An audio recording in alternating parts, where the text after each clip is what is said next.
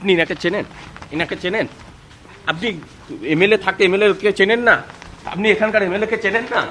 কোথাও কি ভয় পাচ্ছেন? কোথাও কি ভয় পাচ্ছেন? এমএলএর উপস্থিতিতে হলো আপনি আননোন লিখলেন, কোথাও কি ভয় পাচ্ছেন? কোথাও কি ভয় পাচ্ছেন আপনি? কোথাও কি ভয় পাচ্ছেন? ছবিতে দেখা যাচ্ছে যা করার করেছি, এফআইআর করেছি। কিন্তু এমএলএর নাম নেই তো এফআইআরে। এমএলএ বা এই যে এদেরকে চেনেন? এদেরকে চেনেন? পুলিশ তার অ্যাকশন নিচ্ছে। পুলিশ অ্যাকশন নিচ্ছে। এই যে এই ছবিগুলোকে চেনেন, ইনাকে বা ইনাদের?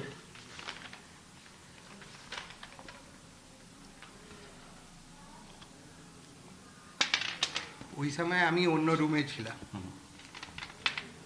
That's all.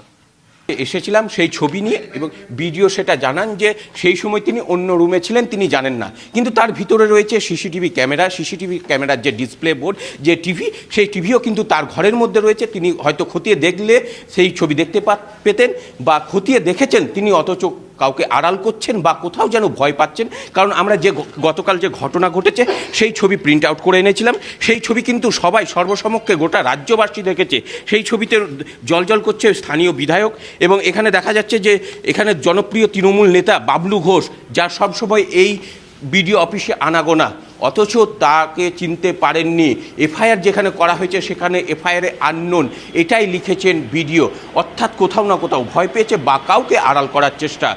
সেই বিষয়ে বিডিওর সঙ্গে জানার চেষ্টা করলে তিনি বলেন যে অন্য কোথাও ছিলেন, তিনি জানেন না। তাহলে প্রশ্ন হচ্ছে, তিনি কি ভয় পেয়েছেন? ক্যামেরায় সিদ্ধার্থর সাথে কৌশিক, টিভি9 বাংলা।